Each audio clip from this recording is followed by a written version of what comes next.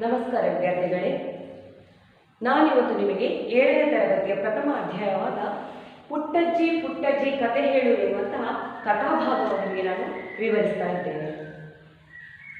ಈ ಪಠ್ಯಪುಸ್ತಕದಲ್ಲಿ ಗದ್ಯಭಾಗ ಮತ್ತು ಪದ್ಯಭಾಗ ಅಂತ ಎರಡು ವಿಭಾಗಗಳಿರ್ತವೆ. ಗದ್ಯಭಾಗ ಅಂತ ಹೇಳಿದರೆ ಪಠ್ಯರೂಪದಲ್ಲಿರುವಂತಹ ವಿಷಯಗಳನ್ನು ಅಥವಾ ಪಾಠಗಳನ್ನು ಗದ್ಯಭಾಗ ಅಂತ ಹೇಳ್ತೇವೆ. ಪದ್ಯರೂಪದಲ್ಲಿರುವಂತಹ ವಿಷಯವನ್ನು ಪದ್ಯಭಾಗ ಅಂತ ಹೇಳ್ತೇವೆ.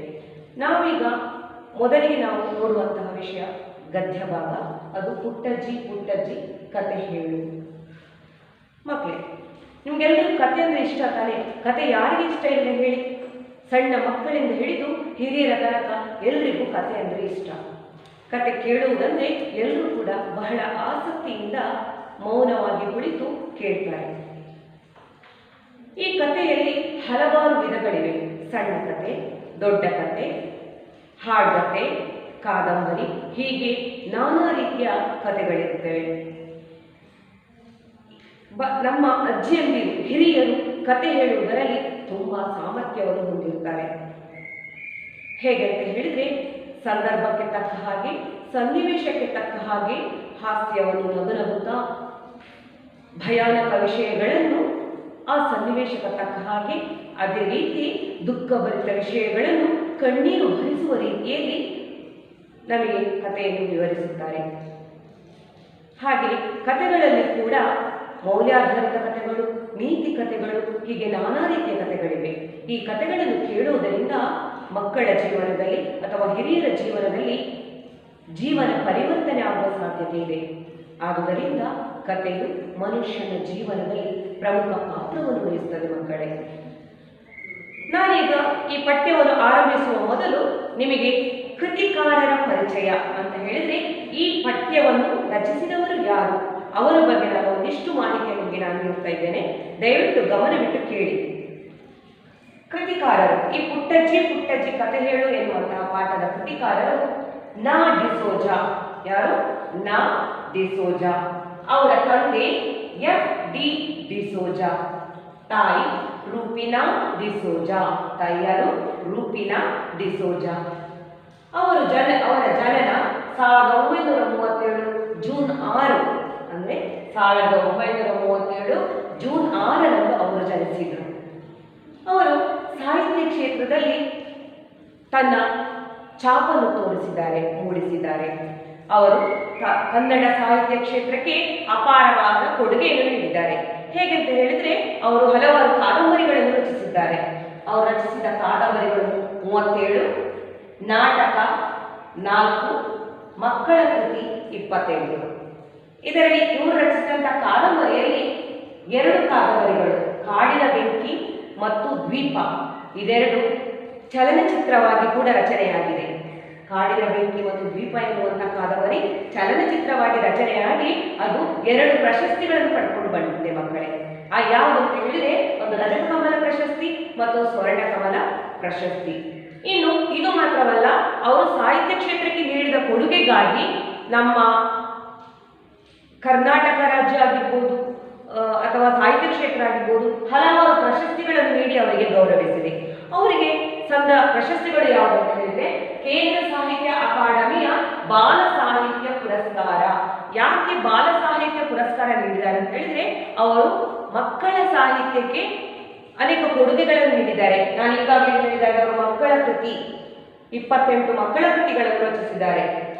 ಆದ ಕಾರಣ ಅವರಿಗೆ ಕೇಂದ್ರ ಸಾಹಿತ್ಯ ಅಕಾಡೆಮಿಯ ಬಾಲ ಸಾಹಿತ್ಯ ಪುರಸ್ಕಾರ ಲಭಿಸಿದೆ, ಗುಲ್ವಾಡಿ ವೆಂಕಟರಾವ್ ಪ್ರಶಸ್ತಿ ಲಭಿಸಿದೆ, ಕರ್ನಾಟಕ ಸಾಹಿತ್ಯ ಅಕಾಡೆಮಿ ಪ್ರಶಸ್ತಿ, ಕರ್ನಾಟಕ ರಾಜ್ಯೋತ್ಸವ ಪ್ರಶಸ್ತಿ, ಹೀಗೆ ಇದು ಮಾತ್ರ ಅಲ್ಲ, ಇನ್ನು ಹಲವಾರು ಪ್ರಶಸ್ತಿಗಳನ್ನು ಪಡ್ಕೊಂಡಿದ್ದಾರೆ. ಮಕ್ಕಳೇ, ಅದು ಅಲ್ಲದೆ ಅವರು ಮಡಿಕೇರಿಯಲ್ಲಿ ನಡೆದಂತಹ, ಅಂದರೆ ಜನವರಿ 2014 ಮಡಿಕೇರಿಯಲ್ಲಿ ನಡೆದ ಅಖಿಲ ಭಾರತ ಕನ್ನಡ ಸಾಹಿತ್ಯ ಸಮ್ಮೇಳನದ ಅಧ್ಯಕ್ಷರು ಕೂಡ ಆಗಿದ್ದರು. ಹೀಗೆ ಅವರು ಕನ್ನಡ ಸಾಹಿತ್ಯ ಕ್ಷೇತ್ರಕ್ಕೆ ಹಲವಾರು ಕೊಡುಗೆಗಳನ್ನು ನೀಡಿ ನಮ್ಮ ಕನ್ನಡ ಸಾಹಿತ್ಯ ಕ್ಷೇತ್ರವನ್ನು ಬೆಳೆಸುವಲ್ಲಿ ಅವರು ತುಂಬ ಪ್ರಯತ್ನ ಪಟ್ಟಿದ್ದಾರೆ. ಈಗ ನಾನು ಈ ಪುಟ್ಟಜ್ಜಿ ಪುಟ್ಟಜ್ಜಿ ಕತೆ ಹೇಳು ಎನ್ನುವಂತಹ ಈ ಗದ್ಯವನ್ನು ನಿಮಗೆ ಓದ್ತಾ ಇದ್ದೇನೆ. ಯಾಕೆಂತ ಹೇಳಿದರೆ, ಈ ಭಾಷಾ ಪಾಠ ಮಾಡುವಾಗ ಅದರಲ್ಲಿ ಒಂದು ಮುಖ್ಯವಾದಂತಹ ವಿಷಯ ಓದುವುದು. ಓದುವಾಗ ಬರೀ ಸೀದಾ ಓದಿಕೊಂಡು ಹೋಗುವುದಲ್ಲ, ನಾವು ಸನ್ನಿವೇಶಕ್ಕೆ ತಕ್ಕ ಹಾಗೆ, ಸಂದರ್ಭಕ್ಕೆ ತಕ್ಕ ಹಾಗೆ ನಾವು ನಮ್ಮ ಸ್ವರ ಏರಿಳಿತದೊಂದಿಗೆ ಮತ್ತು ಸ್ಪಷ್ಟವಾಗಿ ಓದುವುದು ಗೊತ್ತಬೇಕು ನಮಗೆಲ್ಲ. ಆದ ಕಾರಣ ನಾನು ಓದುವುದು ಹೇಗೆ ಅಂತ ನಾನು ನಿಮಗೆ ಹೇಳಿದ್ದೇನೆ. ನೀವು ಕೂಡ ಅದನ್ನು ಗಮನವಿಟ್ಟು ನೋಡಿ ಕಲಿತುಕೊಳ್ಳಿ. ನೀವು ಕೂಡ ಅದೇ ರೀತಿ ಪ್ರಯತ್ನ ಪಡಬೇಕು. ಪುಟ್ಟಜ್ಜಿ ಪುಟ್ಟಜ್ಜಿ ಕತೆ ಹೇಳು. ಪುಟ್ಟಜ್ಜಿ ಪುಟ್ಟಜ್ಜಿ ಕತೆ ಹೇಳು ಅಂದರೆ ಆ ಮಗ ಹೇಳ್ತೀನಿ ಒಳ್ಳೆದೊಂದು ಕತೆಯ ಅಂತಾಳೆ ಪುಟ್ಟಜ್ಜಿ. ಕತೆ ಹೇಳುವುದರಲ್ಲಿ ನಮ್ಮ ಪುಟ್ಟಜ್ಜಿ ಯಾವಾಗಲೂ ಫಸ್ಟು. ದೊಡ್ಡ ಕತೆ, ಸಣ್ಣ ಕತೆ, ಪುಟಾಣಿ ಕತೆ, ತಮಾಷೆ ಕತೆ, ಹಾಡ್ ಕತೆ, ಹೀಗೆ ತರಾವರಿ ಕತೆ ಹೇಳ್ತಾಳೆ. ಮೊನ್ನೆ ನಾನು ಪುಟ್ಟಜ್ಜಿ ಮನೆ ಕಡೆ ಹೋಗಿದ್ದೆ. ಪುಟ್ಟಜ್ಜಿ ಮನೆ ಜಗಲಿ ಮೇಲೆ ಕೂತಿದ್ದಳು. ಅವಳು ಸಂತಸದಿಂದ ಇದ್ದಾಳೆ ಅಂತ ಅವಳ ಮುಖವೇ ಹೇಳುತ್ತಿತ್ತು. ಪುಟ್ಟಜ್ಜಿ ಪುಟ್ಟಜ್ಜಿ ಕತೆ ಹೇಳುತ್ತೀಯಾ ಅಂತ ಕೇಳಿದೆ. ಮಗ ಹೇಳ್ತೀನಿ ಒಳ್ಳೆದೊಂದು ಕಥೆಯ ಅಂದಳು. ನೋಡಿ ಮಕ್ಕಳೇ, ಇದು ಲೇಖಕರು ತನ್ನ ಬಾಲ್ಯದಲ್ಲಿರುವಾಗ, ಚಿಕ್ಕ ಇರುವಾಗ ಅವರಿಗೆ ಕತೆ ಕೇಳುವುದಂದ್ರೆ ಭಾರಿ ಇಷ್ಟ. ಆಗ ಅವ್ರು ಏನು ಮಾಡ್ತಾರೆ, ಸೀದಾ ಪುಟ್ಟಜ್ಜಿ ಮನೆಗೆ ಹೋಗ್ತಾರೆ. ಹೋಗಿ ಸೀದಾ ಹೋಗಿ ಪುಟ್ಟಜ್ಜಿ ಪುಟ್ಟಜ್ಜಿ ಪುಟ್ಟಜ್ಜಿ ಕತೆ ಹೇಳುವಂತ ಅವ್ರು ಕೇಳುವುದಿಲ್ಲ. ಅದರ ಬದಲು ಪುಟ್ಟಜ್ಜಿ ಹೇಗಿದ್ದಾಳೆ, ಸಂತೋಷದಲ್ಲಿದ್ದಾಳ, ದುಃಖದಲ್ಲಿದ್ದಾಳ ಅಥವಾ ನಗುಮುಖದಲ್ಲಿದ್ದಾಳ ಅಂತ ನೋಡಿಕೊಂಡು ಅವರು ಸಮಯ ಸಂದರ್ಭವನ್ನು ನೋಡಿಕೊಂಡು ಅವರು ಹೇಳ್ತಾರೆ. ಯಾಕಂತ ಹೇಳಿದ್ರೆ ಪಾಪ ಯಾರಾದ್ರೂ ದುಃಖದಲ್ಲಿರುವಾಗ ಹೋಗಿ ನಾವು ಕತೆ ಹೇಳುತ್ತೇವೆ, ಅವ್ರಿಗೆ ಹೇಳಿಕೆ ಸಾಧ್ಯ ಉಂಟ ಮಕ್ಕಳೇ? ಖಂಡಿತ ಇಲ್ಲ. ಆದ ಕಾರಣ ಅವರು ಪುಟ್ಟಜ್ಜಿ ಹೇಗಿದ್ದಾಳೆ ಅಂತ ನೋಡ್ಕೊಂಡು ಫಸ್ಟ್ ನೋಡ್ಕೊಂಡು ಆಮೇಲೆ ಅವರು ಪುಟ್ಟಜ್ಜಿ ಜೊತೆ ಮಾತಾಡ್ತಾರೆ. ಹಾಗೆ ಅವರು ಒಂದು ದಿವಸ ಪುಟ್ಟಜ್ಜಿ ಮನೆಗೆ ಹೋಗಿ ಪುಟ್ಟಜ್ಜಿ ಪುಟ್ಟಜ್ಜಿ ಕತೆ ಹೇಳ್ತೀಯಾ ಅಂತ ಹೇಳುವಾಗ ಪುಟ್ಟಜ್ಜಿ ಬಹಳ ಸಂತೋಷದಿಂದ ಮಗ ನಿಮಗೆ ನಾನು ಕತೆ ಹೇಳ್ತೇನೆ ಅಂತ ಹೇಳ್ತಾಳೆ. ಆ ಸಂದರ್ಭದಲ್ಲಿ ಅವಳ ಜಗಲಿಯಲ್ಲಿರುವ ಕಂಬದಲ್ಲಿ ಒರಗಿಕೊಂಡಿರ್ತಾಳೆ. ಹಾಗೆ ಅವಳು ಹೋಗಿ ಸೀದಾ ಪುಟ್ಟಜ್ಜಿಯ ಬಳಿ ಹೋಗಿ ಕೂತ್ಕೊಂಡಾಗ ಅಜ್ಜಿ ಕೇಳ್ತಾಳೆ, ಯಾವ ರೀತಿ ಕತೆ ಹೇಳಬೇಕು ಅಂತ. ಯಾವುದಾದ್ರೂ ಒಂದು ಕತೆ ಹೇಳಜ್ಜಿ. ಆಗ ಅಜ್ಜಿ ಕೇಳ್ತಾಳೆ, ಹಾಡು ಕತೆ ಹೇಳ್ಬೇಕಾ, ನೀಲ್ ಕತೆ ಹೇಳ್ಬೇಕಾ, ಯಾವ ರೀತಿ ಕತೆ ಹೇಳಬೇಕು? ಯಾವುದಾದ್ರೂ ಒಂದು ಹಾಡು ಕತೆ ಹೇಳು. ಹಾಡು ಕತೆ ಅಂತ ಏನು ಮಕ್ಕಳೇ? ಹಾಡು ಕತೆ ಅಂತ ಹೇಳಿದ್ರೆ ಆ ಕಥೆಯಲ್ಲಿ ಹಾಡು ಇರ್ತದೆ, ಕಥೆಯೂ ಇರ್ತದೆ. ಹಾಡು ಹಾಗೂ ಕಥೆಯನ್ನು ಒಳಗೊಂಡಂತಹ ವಿಷಯವನ್ನು ಹಾಡು ಕತೆ ಅಂತ ಹೇಳ್ತಾರೆ.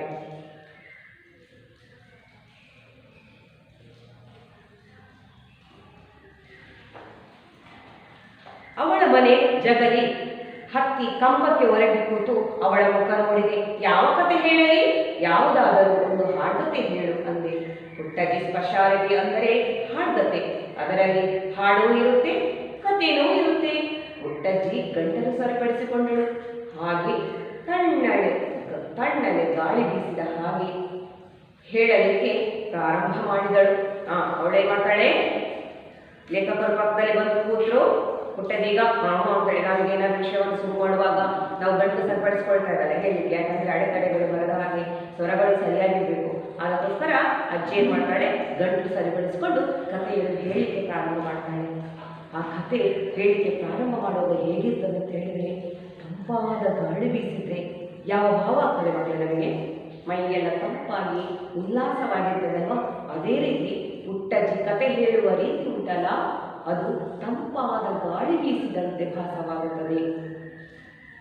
ಹಾಗೆ ಅವಳು ಯಾವ ಥರ ಪ್ರಾರಂಭ ಮಾಡ್ತಾಳೆ ಅಂತ ಹೇಳಿದ್ರೆ, ಪುಟ್ಟದೊಂದು ಊರ ಹೊರಗೆ ಒಂದು ಹಳ್ಳ ಹರಿದಿದೆ. ಹಳ್ಳ ಅಲ್ಲಿ ಹರಿದು ಊರ ಜನರ ಪೊರೆದಿದೆ. ಹರಿವ ಹಳ್ಳ ಊರಿಗೊಂದು ಸೊಬಗ ತಂದು ಕೊಟ್ಟಿದೆ. ಹಸಿರು ಕಾಡು ಮರಗಳಲ್ಲಿ ಹಕ್ಕಿ ಹಾಡು ಕೇಳಿದೆ. ಅಂದ್ರೆ ಇದು ಹಾಡು. ಅವಳ ಹಾಡನ್ನು ಹೇಳಿ ಅದನ್ನು ವಿವರಿಸುವುದು. ಪುಟ್ಟದೊಂದು ಊರು, ಆ ಊರಿನ ಹೊರಗಡೆ ಒಂದು ಹಳ್ಳ ಹರಿದಿದೆ. ಒಂದು ಹಳ್ಳ ಹರಿತಾ ಇದೆ. ಹಳ್ಳ ಅಲ್ಲಿ ಹರಿದು ಊರ ಜನರ ಪೊರೆದಿದೆ. ಅಂದ್ರೆ ಆ ಹಳ್ಳ ಹರಿತಾ ಊರ ಜನರನ್ನು ಪೊರೆದಿದೆ. ಹೇಗೆ ಊರ ಜನರನ್ನು ಪೊರೆಯುವುದು ಅಂತ ಹೇಳಿದ್ರೆ ರಕ್ಷಿಸುವುದು, ಕಾಪಾಡುವುದು, ಪೋಷಿಸುವುದು. ಯಾವ ರೀತಿ ಅಂದ್ರೆ ಆ ಹಳ್ಳದ ನೀರು ಅಲ್ಲಿಯ ಜನರ ವ್ಯವಸಾಯಕ್ಕೆ ಸಹಾಯ ಮಾಡ್ತಾ ಉಂಟು. ಅದೇ ರೀತಿ ಅವರ ಕುಡಿಯುವ ನೀರಿನ ವ್ಯವಸ್ಥೆಯನ್ನು ಮಾಡ್ತಾ ಉಂಟು. ಹೀಗೆ ನಾನಾ ರೀತಿಯಲ್ಲಿ ಹಳ್ಳ ಆ ಜನರಿಗೆ ಉಪಯೋಗವನ್ನು ಮಾಡಿಕೊಟ್ಟಿದೆ. ಅವರ ಜೀವನಕ್ಕೆ ದಾರಿದೀಪವಾಗಿದೆ. ಹರಿವ ಹಳ್ಳ ಊರಿಗೊಂದು ಸೊಬಗ ತಂದು ಕೊಟ್ಟಿದೆ. ಈ ಊರ ಜನರನ್ನು ರಕ್ಷಿಸುವುದು ಮಾತ್ರ ಅಲ್ಲ ಮಕ್ಕಳೇ, ಆ ಊರಿನ ಸೌಂದರ್ಯವನ್ನು ಕೂಡ ಹೆಚ್ಚಿಸಿದೆ. ಸೊಬಗು ಅಂದ್ರೆ ಅದರ ಸೌಂದರ್ಯವನ್ನು ಹೆಚ್ಚಿಸುವಂಥದ್ದು, ಚಂದಗಾಣಿಸಿಕೊಡುವಂಥದ್ದು ಅಂತ ಹೇಳಿದ್ರೆ ಆ ಊರು ಹಸಿರುಮಯವಾಗಿ ಕಂಗೊಳಿಸ್ತಾ ಉಂಟು. ಎಲ್ಲಿ ಕೂಡ ಬರಡು ಭೂಮಿ ಕಾಣಿಸ್ತಾ ಇಲ್ಲ, ಯಾವ ಗಿಡಮರಗಳು ಕೂಡ ಒಣಗಿಲ್ಲ, ಎಲ್ಲವೂ ಕೂಡ ಹಸಿರುಮಯವಾಗಿ ಫಳಫಳ ಹೊಳಿತಾ ಉಂಟು, ಸೌಂದರ್ಯಭರಿತವಾಗಿ ಎಲ್ಲರನ್ನು ಸೆಳೀತಾ ಉಂಟು. ಹಸಿರು ಕಾಡು ಮರಗಳಲ್ಲಿ ಹಕ್ಕಿ ಹಾಡು ಕೇಳಿದೆ. ಅದು ಮಾತ್ರವಲ್ಲ, ಆ ಹಳ್ಳದಿಂದಾಗಿ ಅಲ್ಲಿನ ಕಾಡು ಗಿಡ ಮರಗಳೆಲ್ಲ ಹಸಿರಾಗಿ ಕಂಗೊಳಿಸ್ತಾ ಉಂಟಲ್ಲ, ಇದನ್ನು ನೋಡಿ ಬೇರೆ ಊರಿನಿಂದ ಬಂದಂತಹ ಹಕ್ಕಿಗಳು ಆ ಮರದಲ್ಲಿ ಗೂಡು ಕಟ್ಟಿ ವಾಸಿಸ್ತಾ ಉಂಟು, ಆ ಊರಿನ ಮರಗಳಲ್ಲಿ ಗೂಡು ಕಟ್ಟಿ ವಾಸಿಸ್ತಾ ಉಂಟು. ಅವುಗಳು ತನ್ನ ಚಿಲಿಪಿಲಿ ನಾದವನ್ನು ಹೊರಡಿಸ್ತಾ, ಅಂದ್ರೆ ಅದರ ಚಿಲಿಪಿಲಿ ನಾದವು ಹಾಡಿನಂತೆ ಕೇಳ್ತಾ ಉಂಟು, ಮಧುರವಾದ ಹಾಡನ್ನು ಹೊರಡಿಸ್ತಾ ಇದೆ. ಇಂತಹ ಒಂದು ಸೊಗಸಾದ ಸ್ಥಳದಲ್ಲಿ ಒಂದು ಕಾಲದಲ್ಲಿ ಜನ ಇರಲಿಲ್ಲ. ಹಳ್ಳ ತನ್ನ ಪಾಡಿಗೆ ತಾನು ಹರಿದು ಹೋಗುತ್ತಾ ಇತ್ತು. ಹಕ್ಕಿಗಳು ಹಾಡಿಕೊಂಡಿದ್ದವು. ಒಂದು ದಿನ ಬಹಳ ದೂರದಿಂದ ಒಬ್ಬ ಯುವಕ ಅಲ್ಲಿಗೆ ಬಂದ. ಇಲ್ಲಿ ಇಷ್ಟೊಂದು ಚೆನ್ನಾಗಿದೆಯಲ್ಲ ಅಂತ ಅಲ್ಲಿ ಉಳಿಯೋ ಯೋಚನೆ ಮಾಡಿದ. ಒಂದು ಮನೆ ಕಟ್ಟಿದ, ಮನೆ ಮುಂದೆ ತೋಟ ಮಾಡಿದ, ತನಗೆ ಏನು ಬೇಕೋ ಅದನ್ನು ಬೆಳೆಸಿಕೊಂಡು ಅಲ್ಲಿ ಉಳಿದ. ಆಗ ಏನಾಯಿತು, ಈ ಸೌಂದರ್ಯಭರಿತವಾದಂತಹ ಊರಿಗೆ ಏನಾಗ್ತದೆ, ಒಮ್ಮೆ ಒಬ್ಬ ಯುವಕ ಬರ್ತಾನೆ. ಅವನು ಬರುವ ಮೊದಲು ಆ ಊರಲ್ಲಿ ಯಾರು ಕೂಡ ಇರಲಿಲ್ಲ. ಮಕ್ಕಳೇ. ಆಗ ಅಲ್ಲಿಗೆ ಯಾರು ಬರ್ತಾರೆ? ಒಬ್ಬ ಯುವಕ ಬರ್ತಾರೆ. ಬಂದು ಆ ಪ್ರಕೃತಿ ಸೌಂದರ್ಯ, ಆ ಹಳ್ಳ ಹರಿತ ಉಂಟಲ್ವಾ, ಅದರ ಹತ್ತಿರದಲ್ಲಿನ ಪರಿಸರದ ಸೌಂದರ್ಯವನ್ನು ನೋಡಿ ಅವನು ಮಾರು ಹೋಗ್ತಾನೆ.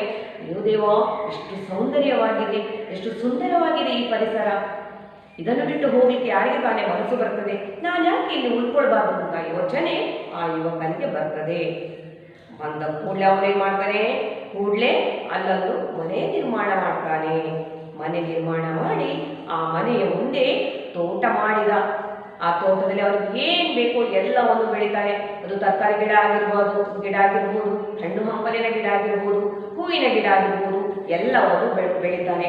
ಸಂತೋಷದಿಂದ ಜೀವನವನ್ನು ಕಳೀತಾ ಇರ್ತಾರೆ. ಅದು ಮಾತ್ರ ಅಲ್ಲ ಮಕ್ಕಳೇ, ಮನೆಯ ಹಿಂದೆಯೇ ಭಾರೀ ಕಾಡು. ಅಲ್ಲಿ ಹುಲಿ, ಚಿರತೆ, ಕಾಡುಕೋಣ, ಆನೆ ಎಂದೆಲ್ಲ ಕಾಡು ಪ್ರಾಣಿಗಳು. ಈ ಯುವಕರಿಗೆ ಯಾವುದೇ ಭೀತಿ ಇರಲಿಲ್ಲ. ಏಕೆಂದರೆ ಇವನು ಅವುಗಳ ಸುದ್ದಿಗೆ ಹೋಗುತ್ತಿರಲಿಲ್ಲ, ಅವು ಇವನ ಸುದ್ದಿಗೆ ಬರುತ್ತಿರಲಿಲ್ಲ. ಅವರವರ ಪಾಡಿಗೆ ಅವರೆಲ್ಲ ಸುಖವಾಗಿದ್ದರು. ಅದು ಮಾತ್ರ ಅಲ್ಲ ಮಕ್ಕಳೇ, ಅಂದ್ರೆ ಈಗ ಮುಂದೆ ಯಾವ ಮನೆ ಕೂಡ ಇರಲಿಲ್ಲ. ಈಗ ಯುವಕ ಬಂದು ಮನೆ ಮಾಡಿದ್ದಾನೆ. ಆ ಮನೆ ಪಕ್ಕದಲ್ಲಿ ದೊಡ್ಡ ಕಾಡು, ಆ ಮನೆ ಹಿಂಬದಿಯಲ್ಲಿ ದೊಡ್ಡ ಅಭಯಾರಣ್ಯ.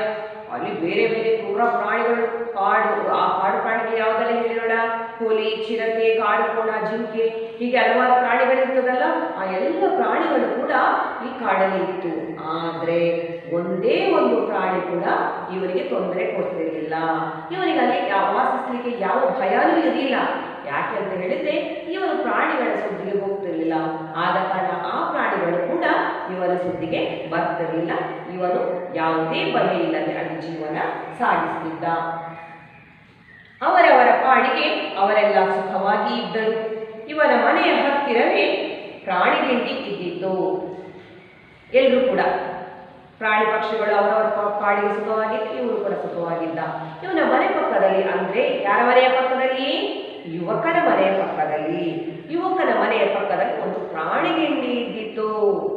ಪ್ರಾಣಿಗಿಂಡಿ ಏನು ಮಕ್ಕಳೇ ಪ್ರಾಣಿಗಿಂಡಿ ಅಂತ ಹೇಳಿದ್ರೆ, ಪ್ರಾಣಿಗಳು ನೀರು ಕುಡಿಲಿಕ್ಕೆ ಹೋಗ್ಲಿಕ್ಕೆ ವ್ಯವಸ್ಥೆ ಮಾಡಿದಂತಹ ಒಂದು ಜಾಗ ಅಲ್ಲಿ ಇತ್ತು. ಯಾಕಂತ ಹೇಳಿದ್ರೆ ಪ್ರಾಣಿಗಳು ಅಲ್ಲಿ ಬಂದಾಗ ನೀರು ಕುಡಿಲಿಕ್ಕೆ ನಾವು ಈಗ ನೀವು ನೋಡಿರ್ಬೋದು, ಹಕ್ಕಿಗಳೆಲ್ಲ ನೀರು ಕುಡಿಲಿಕ್ಕೆ ಅಲ್ಲೆಲ್ಲ ವ್ಯವಸ್ಥೆಗಳನ್ನು ಮಾಡಿ ಇಟ್ಟಿರ್ತಾರಲ್ಲ, ಹಾಗೆ ಇಲ್ಲಿ ಕೂಡ ಪ್ರಾಣಿಗಳು ನೀರು ಕುಡಿಲಿಕ್ಕೆ ಹೋಗ್ಲಿಕ್ಕೋಸ್ಕರ ಆ ಕಡೆ ಈ ಕಡೆ ಹೋಗ್ಲಿಕ್ಕೋಸ್ಕರ ಮಾಡಿದಂತಹ ಗಿಂಡಿಯನ್ನು ಪ್ರಾಣಿ ಗಿಂಡಿ ಅಂತ ಹೇಳಿ ಕರೀತಾರೆ. ಅಲ್ಲಿಗೆ ಬಂದು ಪ್ರಾಣಿಗಳೆಲ್ಲ ನೀರು ಕುಡಿದು ಹೋಗುತ್ತಿದ್ದವು. ಅಲ್ಲಿ ಪಕ್ಕದಲ್ಲೇ ಪ್ರಾಣಿಗಳಿಗೆ ನೀರು ಕುಡಿಲಿಕ್ಕೆ ವ್ಯವಸ್ಥೆ ಮಾಡಿತ್ತು. ಅಲ್ಲಿ ಪ್ರಾಣಿಗಳು ನಿರ್ಭಯದಿಂದ ಬಂದು ಬಾಯಾರಿಕೆ ಆದಾಗ ನೀರು ಕುಡಿದು ಹೋಗ್ತಿದ್ದವು. ಒಂದು ದಿನ ಯುವಕ ಮನೆ ಜಗಲಿ ಮೇಲೆ ಕುಳಿತಿದ್ದಾನೆ. ಆಗ ಹೆದರಿ ಗಾಬರಿಯಾದ ಒಂದು ಜಿಂಕೆ ಅಂಗಳಕ್ಕೆ ಧಾವಿಸಿ ಬಂದಿತು. ಆ ಜಿಂಕೆಯ ಕುತ್ತಿಗೆಯಲ್ಲಿ ಒಂದು ಗೆಜ್ಜೆ ಬೇರೆ ಇತ್ತು. ಜಿಂಕೆಯ ಮೈ ನಡುಗುತ್ತಿತ್ತು. ಈ ಜಿಂಕೆ ಹೀಗೆ ಓಡಿ ಬರಲು ಒಂದು ಕಾರಣವಿತ್ತು. ಅಂದರೆ ಮನೆಯಲ್ಲಿ ಇವಾಗ ಕುಳಿತುಕೊಂಡು ಏನೋ ಮಾಡ್ತಾ ಇದ್ದ. ಆಗ ಅಲ್ಲಿಗೆ ಕೂಡಲೇ ಯಾವುದೋ ಒಂದು ಜಿಂಕೆ ಓಡಿಕೊಂಡು ಬರ್ತದೆ. ಅದನ್ನು ನೋಡುವಾಗ ಅದರ ಮುಖದಲ್ಲಿ ಭಯ ಕಾಣ್ತಾ ಇತ್ತು. ಆಗ ಯುವಕ ನೋಡ್ತಾನೆ ಜಿಂಕೆಯ ಮುಖವನ್ನು. ಏನಾಗಿದ್ದಪ್ಪ ಈ ಜಿಂಕೆಗೆ, ಎಲ್ಲಿಂದ ಬರ್ತಾ ಉಂಟು? ಕೂಡಲೇ ಅವನಿಗೆ ಹೊಳಿತದೆ, ಈ ಜಿಂಕೆಗೆ ಏನೋ ಅಪಾಯ ಕಾದಿದೆ, ಇದು ಓಡಿ ಬರಬೇಕಾದ್ರೆ ಏನೋ ಕಾರಣ ಇರಬೇಕು ಅಂತ ಅವನಿಗೆ ಯೋಚನೆ ಆಗ್ತದೆ. ಅದು ಮಾತ್ರ ಅಲ್ಲ, ಆ ಜಿಂಕೆಯ ಕುತ್ತಿಗೆಯಲ್ಲಿ ಒಂದು ಗೆಜ್ಜೆ ಕೂಡ ಇರ್ತದೆ. ಕಾಡಿನಲ್ಲಿ ಒಂದು ಹುಲಿ ಜಿಂಕೆಯನ್ನು ಕಂಡಿತು. ಅದರ ಬೆನ್ನು ಹತ್ತಿ ಹುಲಿ ಹಳ್ಳದೆಡೆಗೆ ಬಂದಿತು. ಪ್ರಾಣ ಭಯದಿ ಹುಲಿ ಬಂದು ಮನೆಯನ್ನೊಂದ ಹೊಕ್ಕಿತು. ನನ್ನ ಪ್ರಾಣ ಉಳಿಸು ಎಂದು ಮನೆಯೊಡೆಯನ ಕೇಳಿತು. ಇದು ಎರಡನೇ ಪದ್ಯ. ಕಾಡಿನಲ್ಲಿ ಒಂದು ಹುಲಿ, ಆ ಕಾಡಿದೆ ಅಲ್ವಾ, ಅಲ್ಲಿ ದೊಡ್ಡದೊಂದು ಕ್ರೂರವಾದ ಹುಲಿ ಇತ್ತು. ಅದು ಒಂದು ದಿನ ಒಂದು ಜಿಂಕೆಯನ್ನು ಅಟ್ಟಿಸಿಕೊಂಡು ಬರ್ತದೆ. ಜಿಂಕೆ ಅಲ್ಲೇ ವಿಹರಿಸ್ತಾ ಹೋಗ್ತಾ ಇರುವಾಗ ಅದನ್ನು ನೋಡಿ ಹಸಿವೆಯಿಂದ ಬಳಲಿದ ಹುಲಿ ಏನ್ ಮಾಡ್ತದೆ, ಈ ಜಿಂಕೆಯನ್ನು ಅಟ್ಟಿಸಿಕೊಂಡು ಬರ್ತದೆ. ಆಗ ಜಿಂಕೆ ಏನ್ ಮಾಡ್ತದೆ, ಭಯದಿಂದ ಓಟಕ್ಕಿರ್ತದೆ. ಓಡಿಕೊಂಡು ಓಡಿ ಓಡಿ ಓಡಿ ಓಡಿ ಬರ್ತದೆ. ಇದು ಹುಲಿ ಬಿಡ್ತದ, ಅದು ಮೊದಲೇ ಹಸಿವೆಯಿಂದ ಕೂತಿದೆ. ಅದೇನ್ ಮಾಡ್ತದೆ, ಜಿಂಕೆಯ ಬೆನ್ನತ್ತಿ ಓಡಿಕೊಂಡು ಬರ್ತದೆ. ಹಾಗೆ ಜಿಂಕೆ ಕೂಡ ಏನಾಗ್ತದೆ, ಹುಲಿಯಿಂದ ಪಾರಾಗಿ ಮುಂದೆ ಮುಂದೆ ಓಡಿಕೊಂಡು ಬಂದು ಹಳ್ಳದೆಡೆಗೆ ಬಂದಿತ್ತು. ಅಂದ್ರೆ ಹಳ್ಳದ ಪಕ್ಕಕ್ಕೆ ಬರ್ತದೆ. ಪ್ರಾಣ ಭಯದಿ ಜಿಂಕೆ ಬಂದು ಮನೆಯನ್ನೊಂದು ಹೊಕ್ಕಿತು. ಪ್ರಾಣ ಭಯದಿ ಜಿಂಕೆ ಬಂದು ಮನೆಯನ್ನೊಂದು ಹೊಕ್ಕಿತು. ಹೀಗೆ ಓಡಿಕೊಂಡು ಬಂದಂತಹ ಜಿಂಕೆ ಹೇಗಾದ್ರೂ ಹುಲಿಯಿಂದ ಪಾರಾದ್ರೆ ಸಾಕಪ್ಪ ಅಂತ ಹೇಳಿಕೊಂಡು ಹೆದರಿಕೆಯಿಂದ ಪ್ರಾಣ ಭಯದಿಂದ ಒಂದು ಮನೆಯನ್ನು ಹೋಗ್ತದೆ. ಪಾಪ ಅದಕ್ಕೆ ಯಾರ ಮನೆ ಅಂತ ಗೊತ್ತಿಲ್ಲ, ಒಟ್ಟಿನಲ್ಲಿ ತನ್ನ ಜೀವ ಉಳ್ಕೊಂಡ್ರೆ ಸಾಕು ಅಂತ ಹೇಳಿ ಅದು ಆ ಮನೆಯ ಒಳಗೆ ಸೇರಿಕೊಳ್ತದೆ. ನನ್ನ ಪ್ರಾಣ ಉಳಿಸು ಎಂದು ಮನೆಯೊಡೆಯನ ಕೇಳಿತು. ಅಲ್ಲಿ ಬಂದು ಮನೆಯೊಡೆಯನ ಕೇಳ್ತದೆ, ದಯವಿಟ್ಟು ನನ್ನ ಪ್ರಾಣವನ್ನು ಉಳಿಸಿಕೊಡು, ನನ್ನನ್ನು ಒಂದು ಹುಲಿಯೊಂದು ಅಟ್ಟಿಸಿಕೊಂಡು ಬರ್ತಾ ಉಂಟು, ನಾನು ಪ್ರಾಣ ಭಯದಿಂದ ಜೀವಕ್ಕೆ ಹೆದರಿ ಓಡಿ ಬಂದಿದ್ದೇನೆ, ಹೇಗಾದರೂ ನನ್ನ ಪ್ರಾಣ ಉಳಿಸಿಕೊಡು ಅಂತ ವಿನಮ್ರವಾಗಿ ಆ ಹುಲಿಯನ್ನು ಕೇಳಿಕೊಳ್ತದೆ. ಈ ಯುವಕನಿಗೆ ಜಿಂಕೆ ಹುಲಿಗೆ ಹೆದರಿ ಅಲ್ಲಿ ಬಂದಿದೆ ಅನ್ನುವುದು ತಿಳಿಯಿತು. ಅವನು ಎದ್ದು ಅದನ್ನು ಅಪ್ಪಿಕೊಂಡು ಅದಕ್ಕೆ ಸಾಂತ್ವನ ನೀಡಿದ. ಅದೇ ಸಮಯಕ್ಕೆ ಒಂದು ಹುಲಿ ಬಂದು ಯುವಕನ ಮನೆಯ ಮುಂದೆ ನಿಂತಿತು. ಏ ಯುವಕ, ಈ ಜಿಂಕೆ ನನ್ನ ಆಹಾರ, ನೀನು ಇದಕ್ಕೆ ರಕ್ಷಣೆ ನೀಡಿದರೆ ಅದು ಅರಣ್ಯ ನಿಯಮಕ್ಕೆ ವಿರೋಧವಾಗುತ್ತದೆ, ಜಿಂಕೆಯನ್ನು ಬಿಟ್ಟುಕೊಡು ಎಂದಿತು ಹುಲಿ. ಆ ಸಂದರ್ಭದಲ್ಲಿ ಈಗ ಯುವಕ ನಿರ್ಧಾರ ಮಾಡ್ತಾನೆ ಹೇಗಾದರೂ ಜಿಂಕೆಯನ್ನು ರಕ್ಷಿಸಬೇಕು ಅಂತ. ಅದೇ ಸಂದರ್ಭದಲ್ಲಿ ಈ ಹುಲಿ ಕೂಡ ಯುವಕನ ಮನೆ ಹತ್ರ ಬಂದು ಹೇಳ್ತದೆ, ನೋಡು ಏ ಯುವಕ, ಆ ಜಿಂಕೆಯನ್ನು ಬಿಟ್ಕೊಡು ನನಗೆ. ಯಾಕೆ ಗೊತ್ತಾ, ಆ ಜಿಂಕೆ ನನ್ನ ಆಹಾರ, ನಾನು ಅದನ್ನು ಮೊದಲು ನೋಡಿದ್ದು, ನಾನು ಅದನ್ನು ಆಯ್ಕೆ ಮಾಡಿದ್ದು. ಆದ ಕಾರಣ ಅದನ್ನು ನನಗೆ ಬಿಟ್ಕೊಡು. ನಾನು ಅದನ್ನು ಓಡಿಸಿಕೊಂಡು ಬರುವಾಗ ಅದು ತಪ್ಪಿಸಿಕೊಂಡು ನಿನ್ನ ಮನೆ ಹತ್ರ ಬಂದಿದೆ. ನಿನ್ನ ಮನೆ ಹತ್ರ ಬಂದಿದೆ ಅಂತೇಳಿ ಅದನ್ನು ರಕ್ಷಿಸುವ ಕರ್ತವ್ಯ ನಿನಗಿಲ್ಲ. ಯಾಕಂತ ಹೇಳಿದೆ, ಅದು ಕಾಡಿನ ಜಿಂಕೆ, ಅದು ನನ್ನ ಆಹಾರ. ನೀನು ಒಂದು ವೇಳೆ ಅದಕ್ಕೆ ನೀನು ರಕ್ಷಣೆ ಕೊಟ್ಟದ್ದೇ ಆದರೆ ಅದು ಕಾಡಿನ ನಿಯಮಕ್ಕೆ ವಿರೋಧವಾಗುತ್ತದೆ ಅಂತ ಜಿಂಕೆ ಹೇಳ್ತದೆ, ಅಲ್ಲ ಹುಲಿ ಹೇಳ್ತದೆ. ಆಗ ನೋಡು, ಇದು ಅರಣ್ಯದ ಜಿಂಕೆಯಲ್ಲ, ಯಾರೋ ಸಾಕಿದ ಪ್ರಾಣಿ. ಇದರ ಕುತ್ತಿಗೆಯಲ್ಲಿ ಗೆಜ್ಜೆ ಇದೆ. ಅರಣ್ಯದ ಪ್ರಾಣಿಯನ್ನು ಕೊಂದು ತಿನ್ನಲು ನಿನಗೆ ಅಧಿಕಾರವಿದೆ, ಆದರೆ ಹೀಗೆ ಯಾರೋ ಸಾಕಿದ ಪ್ರಾಣಿಯನ್ನು ಕೊಲ್ಲಲು ನಿನಗೆ ಅಧಿಕಾರವಿಲ್ಲ. ನಾನು ಇದನ್ನು ಬಿಟ್ಟುಕೊಡುವುದಿಲ್ಲ ಎಂದು ಆ ಯುವಕ ಹುಲಿಗೆ ಉತ್ತರ ನೀಡಿದ. ಈ ಮಾತು ಕೇಳಿ ಹುಲಿಗೆ ಸಿಟ್ಟು ಬಂದಿತು. ಆ ಸಿಟ್ಟಿನಲ್ಲಿ ಅದು ಅಬ್ಬರಿಸಿತು. ಯುವಕ ಜಿಂಕೆಗೆ ತನ್ನ ಮನೆಯೊಳಗೆ ಆಶ್ರಯ ನೀಡಿ ಹುಲಿಯನ್ನ ಎದುರಿಸಿದ. ತನ್ನಲ್ಲಿ ರಕ್ಷಣೆ ಬೇಡಿ ಬಂದವರನ್ನು ನಾನು ಬಿಟ್ಟುಕೊಡಲಾರೆ ಎಂದ. ಆಗ ಯುವಕ ಹೇಳ್ತಾನೆ, ನೋಡಪ್ಪ ಹುಲಿ, ನೀನು ಹೇಳುವುದು ಸರಿ. ಹೇಗೆ ಅಂತ ಹೇಳಿದ್ರೆ, ಅರಣ್ಯದಲ್ಲಿರುವಂತಹ ಪ್ರಾಣಿಯನ್ನು ನಾನು ನನ್ನ ಮನೆಯೊಳಗೆ ತಂದಿಟ್ಟುಕೊಂಡ್ರೆ ಅದು ತಪ್ಪು, ಅರಣ್ಯ ನಿಯಮ ಹೌದು, ಅರಣ್ಯ ನಿಯಮಕ್ಕೆ ವಿರೋಧವಾಗುವುದು ಹೌದು. ಆದರೆ ನಾನೇನು ಆ ಕಾಡಿನ ಜಿಂಕೆಯನ್ನು ತಂದು ನನ್ನ ಮನೆಯೊಳಗೆ ಇಟ್ಕೊಂಡು ರಕ್ಷಣೆ ನೀಡ್ತಾ ಇಲ್ಲ, ಇದು ಯಾರೋ ಸಾಕಿದ ಜಿಂಕೆ. ಹೇಗೆ ಹೇಳ್ತೇನೆ ಅಂತ ಹೇಳಿದ್ರೆ, ನೀನು ನೋಡಿದ್ಯಲ್ಲ, ಜಿಂಕೆಯನ್ನು ಅಟ್ಟಿಸಿಕೊಂಡು ಬರುವಾಗ ಅದರ ಕುತ್ತಿಗೆಯಲ್ಲಿ ಒಂದು ಗೆಜ್ಜೆ ಇತ್ತು, ನೋಡಿದ್ಯಾ? ಯಾರಾದ್ರೂ ಕಾಡಿನ ಜಿಂಕೆಗೆ ಗೆಜ್ಜೆ ಕಟ್ತಾರ? ಇಲ್ಲ ಅಲ್ವಾ, ಇದು ಯಾರೋ ಸಾಕಿದ ಜಿಂಕೆ, ಅದು ಹೇಗೋ ತಪ್ಪಿಸಿಕೊಂಡು ಇಲ್ಲಿಗೆ ಬಂದಿದೆ. ಆದ ಕಾರಣ ಬೇರೆ ಯಾರೋ ಮನೆಯಲ್ಲಿ ಸಾಕಿದ ಜಿಂಕೆಯನ್ನು ತಿನ್ನುವ ಹಕ್ಕು ನಿನಗಿಲ್ಲ. ಆದ ಕಾರಣ ನಾನು ಅದನ್ನು ರಕ್ಷಣೆ ಮಾಡಿದ್ದೇನೆ, ಆದ ಕಾರಣ ಬಿಟ್ಟು ಕೊಡುವುದಿಲ್ಲ ಅಂತ ಹೇಳ್ತದೆ. ಆಗ ಹೇಳ್ತಾನೆ ಯುವಕ. ಆಗ ಹುಡುಗನಿಗೆ ಆಗ ಹುಡುಗ ಹೇಳಿದ ಕೂಡಲೇ ಹುಲಿಗೆ ಸಿಟ್ಟು ಬರ್ತದೆ. ಅದೇನು ಮಾಡ್ತದೆ, ಅವನೊಟ್ಟಿಗೆ ಜಗಳ ಶುರು ಮಾಡ್ತದೆ, ಕಾದಾಟ ಶುರು ಮಾಡ್ತದೆ. ಆಗ ಯುವಕ ಆ ಜಿಂಕೆಯನ್ನು ಮನೆಯೊಳಗೆ ಹೋಗಿ ಇಟ್ಟು ಅದಕ್ಕೆ ರಕ್ಷಣೆಯನ್ನು ನೀಡಿ ಹೊರಗೆ ಬಂದು ಹುಲಿಯನ್ನು ಎದುರಿಸ್ತಾನೆ. ಇಬ್ಬರ ನಡುವೆ ಕಾದಾಟ ಶುರುವಾಗ್ತದೆ. ಕಾದಾಟ ಅಂತ ಜಗಳ, ಹೋರಾಟ, ಜಗಳ ಶುರುವಾಗ್ತದೆ. ಹುಲಿಗೂ ಆ ಯುವಕನಿಗೂ ಜಗಳವಾಯಿತು. ಹುಲಿ ಯುವಕನನ್ನು ಸಿಕ್ಕಲ್ಲಿ ಕಚ್ಚಿತು, ಗಾಯ ಮಾಡಿತು. ಕಷ್ಟಪಟ್ಟು ಬದುಕು ಸಾಗಿಸುತ್ತಿದ್ದ ಯುವಕ ಸೋಲಲಿಲ್ಲ. ಹುಲಿ ಕೊನೆಗೆ ಸೋತು ಪಲಾಯನ ಪಠಿಸಿತು. ಪರಸ್ಪರ ಇಬ್ಬರ ನಡುವೆ ಜಗಳ, ಜಟಾಪಟಿ ಜಗಳ. ಯಾರು ಕೂಡ ಬಿಟ್ಟು ಕೊಡ್ತಾ ಇಲ್ಲ. ಹುಲಿ ಅವನ ಮೇಲೆ ಹಾಕ್ತದೆ, ಯುವಕ ಹುಲಿಯನ್ನು ಹಿಡಿದು ಹೀಗೆ ಹೋರಾಟ ಮಾಡ್ತಾನೆ. ಹಾಗೆ ಇಬ್ಬರ ನಡುವೆ ಹೋರಾಟ ನಡೆದು, ಭಯಂಕರವಾದಂತಹ ಹೋರಾಟ ನಡೆದು ಕೊನೆಗೆ ಯುವಕ ಸೋಲಿಲ್ಲ. ಹುಲಿ ಇವನಿಗೆ ಹೆದರಿ ಪಲಾಯನ ಪಠಿಸುತ್ತದೆ. ಪಲಾಯನ ಪಠಿಸುವುದು ಅಂತ ಹೇಳಿದೆ ಹೆದರಿ ಓಡಿ ಹೋಗುವುದು, ತಪ್ಪಿಸಿಕೊಳ್ಳುವುದು. ಮತ್ತೆ ನಾನು ನಿನ್ನ ಸಹವಾಸಕ್ಕೆ ಬರುವುದಿಲ್ಲ ಅಂದಿತು ಹುಲಿ. ಅದಕ್ಕೂ ಬಡಿದು ಗಾಯ ಮಾಡಿದ್ದ ಯುವಕ. ಜಿಂಕೆ ಯುವಕರ ಸ್ಥಿತಿಯನ್ನು ನೋಡಿತು, ಪಾಪ ಎಂದು ಮರುಗಿತು. ನನ್ನನ್ನು ಉಳಿಸಲು ಹೋಗಿ ನಿನಗೆ ಹೀಗಾಯಿತೇ ಎಂದು ಕಣ್ಣೀರು ಸುರಿಸಿತು. ಹಾಗೆ ಕಾಡಿಗೆ ಹೋಗಿ ಸೊಪ್ಪು, ಸದೆ, ಬೇರು, ತೊಗಟೆ ಎಲ್ಲವನ್ನು ತಂದಿತು. ಅರೆದು ಕುಟ್ಟಿ ಮದ್ದು ಮಾಡಿ ಗಾಯಗಳಿಗೆ ಹಚ್ಚಿತು. ಗಾಯವಾಗಿ ಅವನು ಮತ್ತೆ ಎದ್ದು ನಡೆಯತೊಡಗಿದ. ಇದನ್ನು ಕಂಡು ಜಿಂಕೆಗಾಯಿತು ಅಪರಿಮಿತ ಆನಂದ. ಹೀಗೆ ಹುಲಿ ಪಲಾಯನ ಪಡಿಸಿದ ಮೇಲೆ, ತಪ್ಪಿಸಿಕೊಂಡು ಹೋದ ಮೇಲೆ ಏನು ಮಾಡ್ತದೆ, ಜಿಂಕೆ ಮೆಲ್ಲನೆ ಬಂದು ಯುವಕನನ್ನು ನೋಡ್ತದೆ. ಯುವಕನ ಮೈಯೆಲ್ಲ ಗಾಯ ಆಗಿತ್ತು.